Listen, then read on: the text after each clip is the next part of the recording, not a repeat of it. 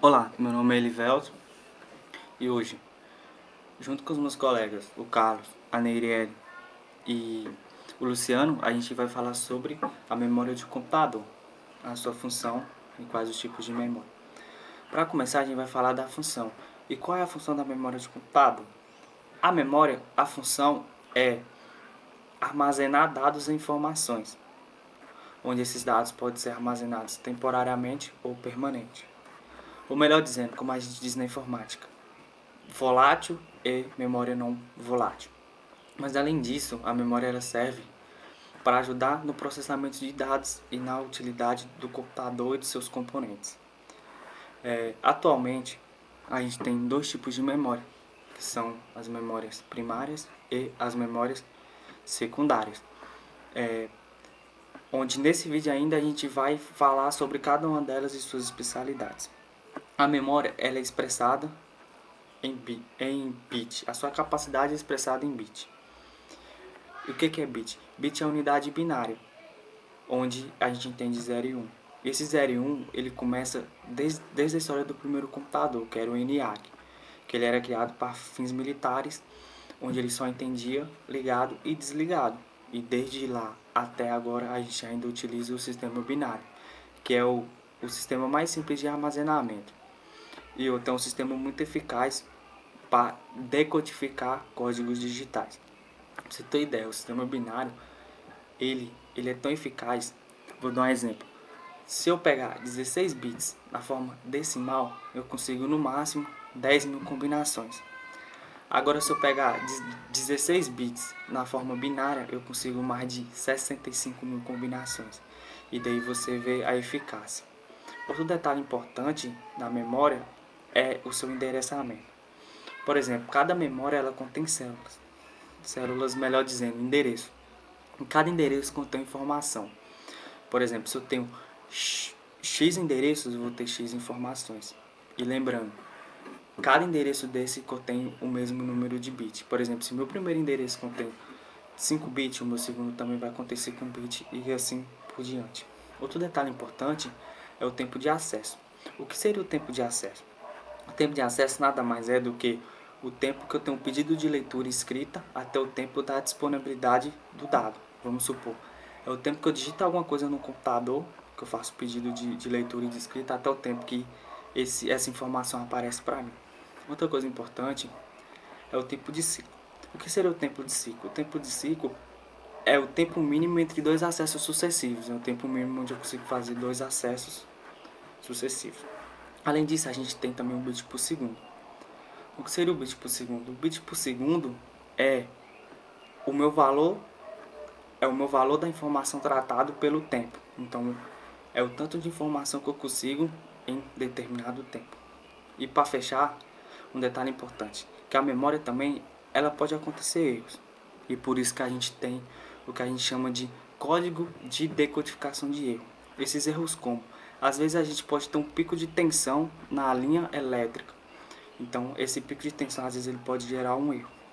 E, e com esse decodificador de erro, o que ele faz? Ele tem bit extra, tem memória que vai ter ele como bit extra, e esse bit extra ele vai verificando cada bit para ver se está errado e vai corrigir.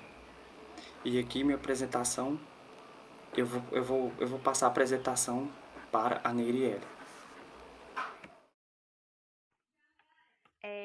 A memória primária, também conhecida como memória principal, às vezes é o alvo de perguntas de provas de muitos concursos públicos. Mas, assim, qual é o conceito da memória primária? A memória primária, também chamada de memória real ou memória principal, trata-se dos tipos de memória que o processador pode endereçar diretamente. Sem essas memórias, o computador não pode funcionar. Essas memórias geralmente fornecem meio que uma ponte para as secundárias.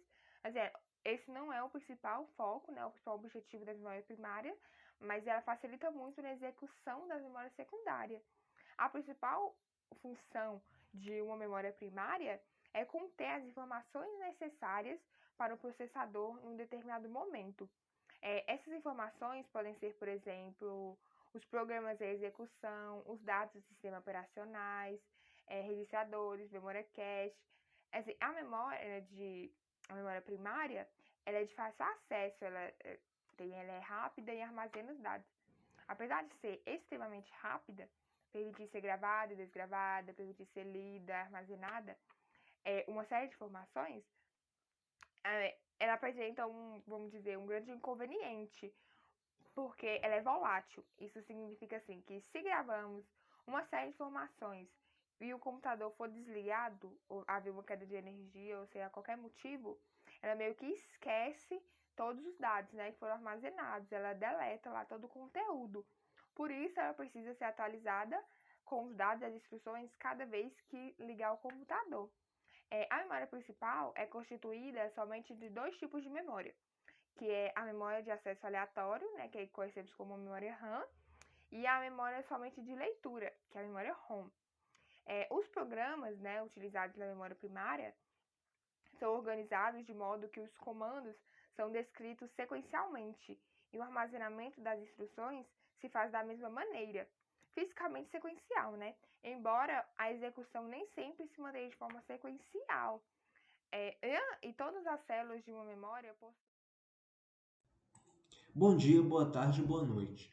Vou falar um pouco sobre a memória secundária. A memória secundária refere-se a dispositivos de armazenamento, como HD, SSD, e também pode se referir a armazenamento removível, como pendrive, CDs e DVDs. Ao contrário da memória primária, a memória secundária não é acessada diretamente pela CPU. Em vez disso, ela é acessada primeiro pela memória RAM e então é enviado para o processador. A RAM desempenha um papel intermediário importante, pois fornece velocidade de acesso a dados muito mais rápidas que a memória secundária. A memória secundária existe porque a memória primária não é capaz de armazenar uma grande quantidade de arquivos. Na hierarquia das memórias, a memória secundária está por último, sendo que a primeira é os registradores de CPU, seguidos pela memória cache, depois vem a memória principal e finalmente vem a memória secundária. Existem vários tipos de memórias secundárias. Atualmente, a mais rápida é o SSD, que significa Solid State Drive, em bom português, unidade de estado sólido. Os SSDs mais comuns no mercado possuem dois componentes fundamentais, a memória flash e o controlador. A memória flash guarda todos os arquivos, e diferente dos discos magnéticos, dos HDs, não necessita de partes móveis nem motores para funcionar. Todas as operações são feitas eletricamente, tornando as operações de leitura e escrita mais rápidas, além de deixar o drive mais silencioso e resistente a vibrações e quebras. O controlador gerencia a troca de dados entre o computador e a memória flash. Formado por um processador que executa diversas tarefas no drive, é um dos principais responsáveis pela performance de um SSD. O chip é capaz de gerenciar o cache de leitura e escrita de arquivos, criptografar informações e mapear partes defeituosas do SSD, a fim de evitar corrompimento de dados e garantir uma vida útil maior da memória flash. Os SSDs mais rápidos disponíveis hoje no mercado são os SSD M.2 PCIe NVMe, que tem uma taxa de leitura de até 7.4 GB por segundo, sendo até 12 vezes mais rápido que um SSD SATA convencional, entregando muito mais performance para o seu sistema. Agora eu vou falar um pouco sobre o HD. O HD é um dispositivo de armazenamento magnético, que lê e grava dados em discos com camadas magnéticas, que rotacionam em alta velocidade, enquanto um leitor e gravador faz a gravação e leitura de cada um dos discos. Sua conexão pode ser via SATA ou IDE, sendo que a IDE é aquela mais antiga e mais lenta também. Além desses, além do HD e do SD, ainda temos DVD, CDs, disquetes, esses outros que eu já falei.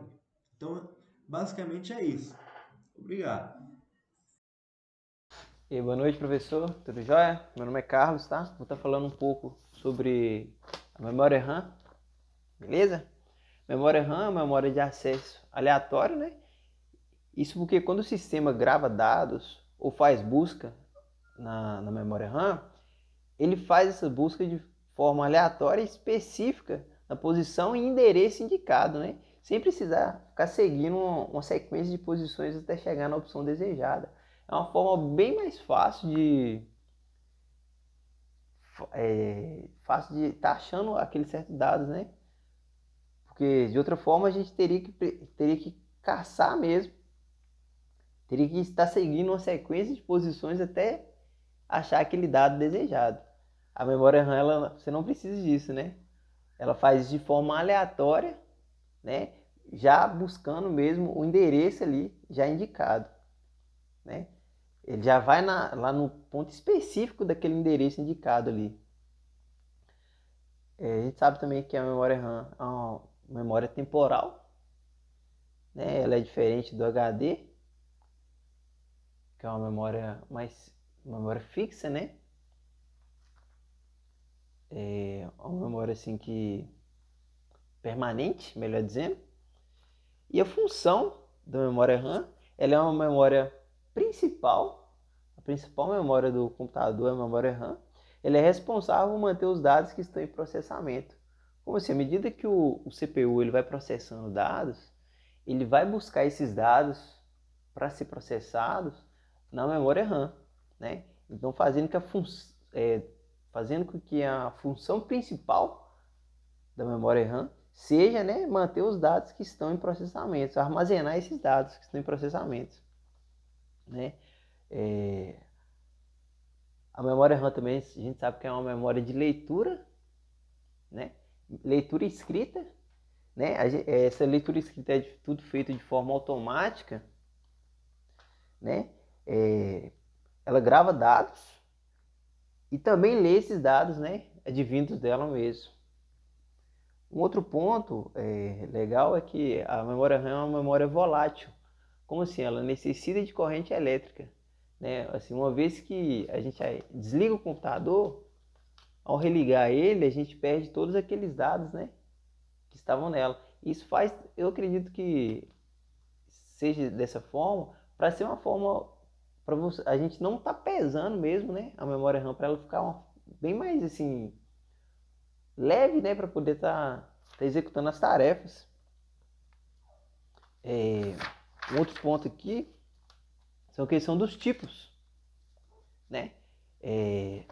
Os tipos mais comuns, né, da memória RAM são SRAM, uma memória estática, e tem a DRAM, que é a dinâmica, né, mais comum. E dentro da DRAM a gente tem algumas variações, né, que são a SDRAM, que é dinâmica sincronizada, né, e temos também a DDR, que é a mais comum, né, que a gente todo mundo praticamente já ouviu falar, né, e dentro, né, da DDR, elas vêm, né, trazendo algumas evoluções na sua frequência, né, deixando o acesso aos dados bem mais rápido. Para você ver, desde a DDR até a DDR4, a DDR mesmo ela funcionava com 400 MHz de frequência.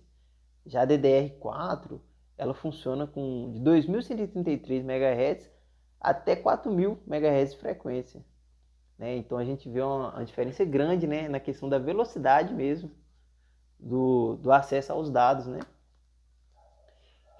Vou estar fazendo aqui um breve resumo, tá? Da questão da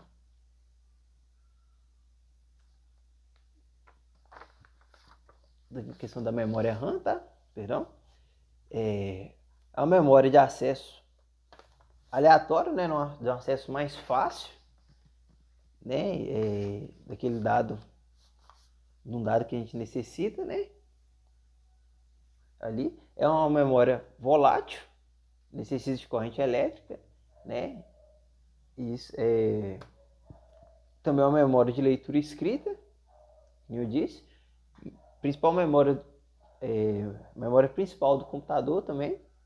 E ela tem a função, né, de armazenar os dados que estão em processamento. E lembrando também que ela é um componente hardware, né? Então é isso, professor.